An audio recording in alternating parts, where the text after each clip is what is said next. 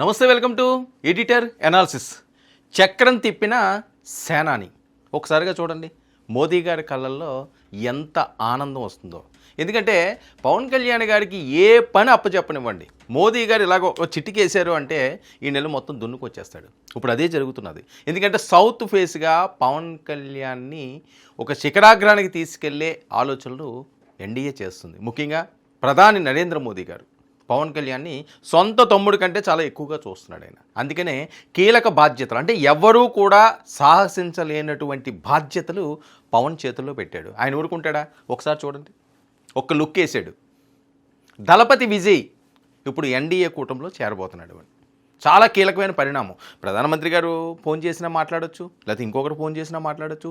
బీజేపీలో చాలామంది దిగ్గజాలు ఉన్నారు, కానీ సౌత్లో పవన్ని కొట్టేవాడు ఎవరూ లేరు అనే ఆలోచన పెద్దన్నకు వచ్చిందేమో, పెద్దన్నకు ఉందేమో మనసులోని. మొదటి నుంచి కూడా అదే జరుగుతుంది కాబట్టి పవన్ కళ్యాణ్ గారి మీద అంత ప్రేమాభిమానాలు ఆయన చూపిస్తాడు కాబట్టి ఇప్పుడు కూడా అదే జరిగింది.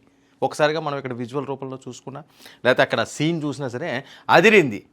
అన్న చెప్తే నేను కాదంటానా అని చెప్పి విజయ్ కూడా గ్రీన్ సిగ్నల్ ఇచ్చినట్లుగా వస్తున్న వార్తల నేపథ్యం. ఇంకా పెద్దన్న చెబితే నేను చేయకుండా ఉంటానా అని చెప్పి పవన్ కళ్యాణ్ రంగంలో దిగి మొత్తం చక్కబెట్టేశాడు. సో తమిళ రాజకీయాలు ఇప్పుడు మరింత రసవత్రంగా సాగుతున్నాయి. ఇక తమిళ రాజకీయ తెరపై ఇప్పుడు ఒక బిగ్గెస్ట్ పొలిటికల్ క్లైమాక్స్. ఇద్దరు సూపర్ స్టార్లు, ఇద్దరు మాస్ లీడర్లు. ఒకరు ఏపీ చరిత్ర సృష్టించిన పవర్ స్టార్, మరొకరు తమిళనాట ప్రకంపనలు సృష్టిస్తున్న దళపతి విజయ్. వీళ్ళిద్దరూ ఒకసారి కలిస్తే సొమ్ము సుర్రైపోద్ది. అలాగే ఉంది ఆ సీన్ కూడా. ఇక ఆంధ్రప్రదేశ్లో వైసీపీ కోటను బద్దలు కొట్టిన పవన్ కళ్యాణ్ స్ట్రాటజీ ఇప్పుడు పొరుగు రాష్ట్రం తమిళనాడుకు షిఫ్ట్ అయ్యిందా? డిఎంకే కూటమిని ఢీ కొట్టేందుకు బీజేపీ పక్కా ప్లాన్ రెడీ చేసిందా? మరి తమిళనాడు రాజకీయ తెరపై అపూర్వ ఘట్టం ఆవిష్కృతం కాబోతుందా? ఇద్దరు అగ్ర కథానాయకులు, ఇద్దరు మాస్ లీడర్ల కలయికపై ఇప్పుడు సౌత్ అంతా కూడా ఉత్కంఠభరితంగా ఉంది. ఇక డిఎంకే మెగా కూటమిని ఢీ కొట్టేందుకు ఢిల్లీ పెద్దలు పక్కా ప్లాన్ అమలు చేశారు. విజయ్ను ఎన్డీఏ గూటికి చేర్చే బాధ్యతను భుజానికి ఎత్తుకున్న పవన్ కళ్యాణ్ ప్రాక్సీ వార్ నుంచి పవర్ షేరింగ్ దాకా తమిళ రాజకీయాలను షేక్ చేస్తున్న రహస్య చర్చలు. కూటమిలో దళపతిని చేర్చడం ద్వారా ద్రావిడ రాజకీయాల ముఖ చిత్రాన్నే మార్చే ప్రయత్నం ఇప్పుడు జరుగుతుంది. ఇక 26 పార్టీల అండతో అజేయంగా కనిపిస్తున్న స్టాలిన్ సేనను ఢీ కొట్టడమే వీళ్ళకున్న లక్ష్యం.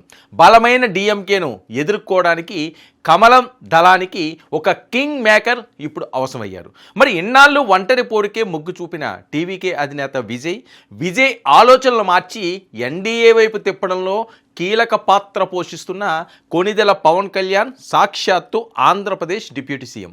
మరి ఏపీలో పవన్ కళ్యాణ్ చూపిన తగ్గి నెగ్గే ఫార్ములా ఇప్పుడు తమిళనాట హాట్ టాపిక్గా మారింది. సొంతంగా సీఎం కావాలనే లక్ష్యం ఉన్న కూటమి విజయం కోసం సీట్లు తగ్గించుకున్న వైనం కనిపిస్తుంది. మరి అదే స్ట్రాటజీని ఇప్పుడు విజయ్కి వివరిస్తున్న జనసేనాని.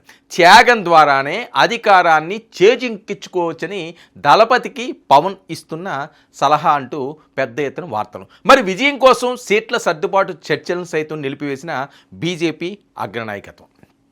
మరొక వైపు టీవీకేకి 50 నుంచి 60 సీట్లు ఆఫర్ చేస్తున్నట్లు రాజకీయ వర్గాల్లో టాక్.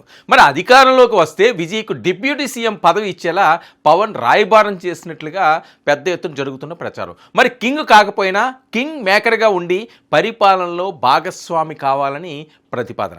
అంతేకాకుండా ఎంజీఆర్ తరహాలో సంచలనం సృష్టించాలని విజయ్ భావిస్తున్న సంస్థాగత బలంపై చాలా సందేహాలు ఉన్నాయి. మరి క్షేత్రస్థాయిలో ఇప్పటికీ పార్టీ నిర్మాణం పూర్తి కాకపోవడం టీవీకేకు ప్రధాన బలహీనతగా మారుతుంది.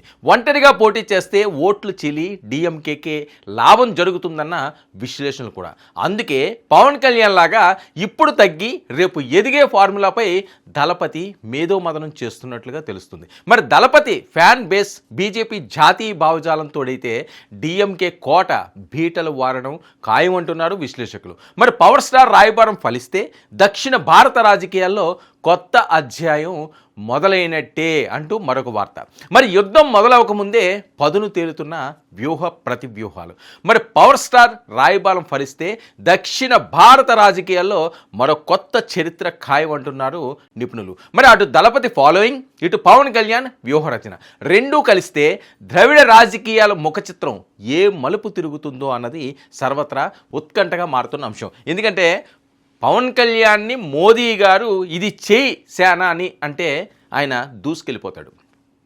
ఆంధ్రప్రదేశ్ రాజకీయాల్లో కీలకమైన మార్పులు తీసుకొచ్చింది, తగ్గి నెగ్గి తన సత్తా ఏంటో చూపించిన పవన్ కళ్యాణ్.